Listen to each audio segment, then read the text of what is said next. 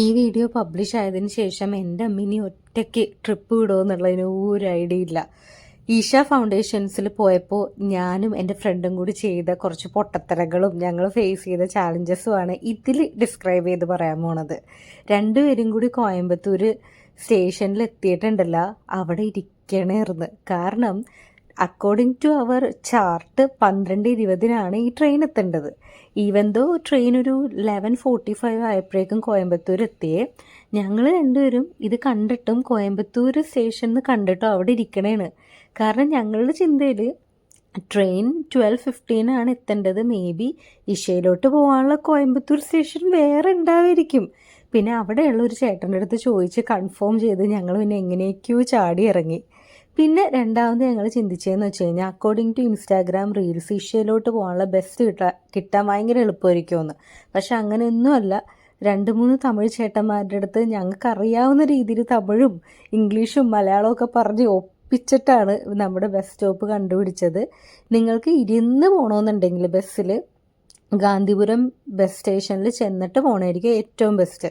ഓറൽസ് നമ്മൾ ഇഷയെ പോകാനായിട്ട് കോയമ്പത്തൂർ റെയിൽവേ സ്റ്റേഷനിൽ ഇറങ്ങുക, ദെൻ ക്രോസ് ചെയ്യുക. അവിടെ നിന്ന് ബസ്സസ് അവൈലബിൾ ആണ്. 50 റുപ്പിയാണ് പെർ പേഴ്സണ്. എൻ്റെ ദൈവമേ, ഏകദേശം ഒരു 1 hour ട്രാവൽ ഉണ്ട്. സോ ബെറ്റർ സീറ്റിൽ ഇരുന്ന് പോണ രീതിയിൽ ബസ് ചൂസ് ചെയ്യണമായിരിക്കും നല്ലത്. അതിന് വേണ്ടിയിട്ട് ഗാന്ധിപുരം പോകണം. ഗാന്ധിപുരത്തേക്ക് ഏകദേശം ഒരു 15 minutes എടുക്കോളെ. പിന്നെ ഞങ്ങൾ അവിടെ നിന്ന് ബസ്സൊക്കെ കയറി ഈശയിലെത്തി. ഇതിൻ്റെ ഇടയിൽ വേറൊരു ഇൻസിഡൻറ്റ് ഉണ്ടായി. ബസ്സുകാർ തമ്മിൽ ചെറിയൊരു ഫൈറ്റ്. ഇതൊന്നും എൻ്റെ ഫ്രണ്ട് അറിഞ്ഞില്ല. കാരണം ആൾ ബസ്സിൽ കയറൽ ഉറങ്ങാൻ തുടങ്ങി. ഞങ്ങൾ ഈശയിലെത്തി. നേരത്തെ വീഡിയോയിൽ പറഞ്ഞ പോലെ തന്നെ നല്ല വെയിലത്താണ് എത്തിയത്.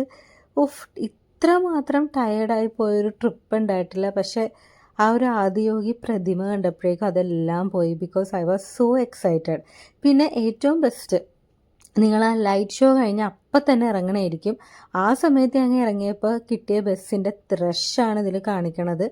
ഏകദേശം ഒരു 20 minutes തന്നെ ബ്ലോക്കിൽ കിടക്കേണ്ടി വന്ന്. സോ റെയിൽവേ സ്റ്റേഷൻ എത്തിയപ്പോഴേക്കും ഒരു 9:30 ആയിട്ടുണ്ടാവും കേട്ടോ. പിന്നെ റെയിൽവേ സ്റ്റേഷനിൽ നിന്ന് ഞങ്ങളുടെ ട്രെയിനിൻ്റെ പ്ലാറ്റ്ഫോം അന്വേഷിച്ച് നടക്കലായി.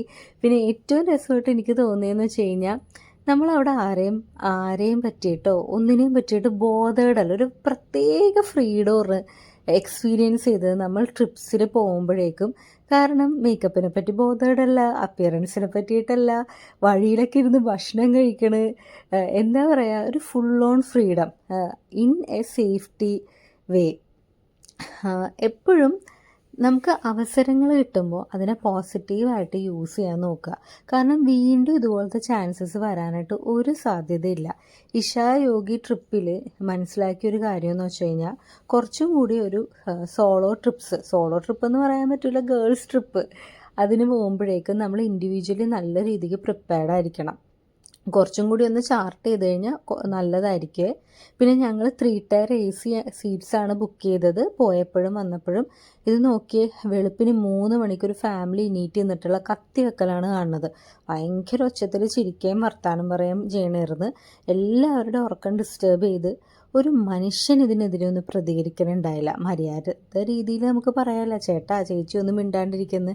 ഞങ്ങൾക്ക് പറയണമെന്നുണ്ടായിരുന്നു. പക്ഷേ നെക്സ്റ്റ് സ്റ്റേഷൻ ഞങ്ങളുടെ ചെയ്തുകൊണ്ടിട്ട് 2 പെൺപിള്ളേർ മാത്രമല്ലേ ഉള്ളത്. വീട്ടിലോട്ട് തിരിച്ചെത്തേണ്ടേ ഉള്ളൂ സേഫായിട്ട്. അതുകൊണ്ടിട്ട് നമ്മളും പറയാൻ നിന്നില്ല. അവസാനം നമ്മുടെ നോർത്ത് റെയിൽവേ സ്റ്റേഷൻ എത്തിക്കഴിഞ്ഞപ്പോഴാണ് ഒന്ന് സമാധാനമായത്. ഏകദേശം ഒരു 3:34 ആയപ്പോൾ ഞങ്ങൾ എത്തി. പിന്നെ രാവിലെ കുറച്ച് വെട്ടം വീണതിന് ശേഷം ഒരു ഊബർ എടുത്തിട്ട് ഫ്രണ്ടിൻ്റെ വീട്ടിലോട്ട്, ഞാൻ എൻ്റെ വീട്ടിലോട്ട്. ഭയങ്കര ഇൻസൈറ്റ്ഫുൾ ആയിട്ടുള്ള ട്രിപ്പായിരുന്നു ഇഷയുടെ. സോ വീഡിയോ ഇഷ്ടപ്പെട്ടു കഴിഞ്ഞാൽ ഉറപ്പായിട്ടും സപ്പോർട്ട്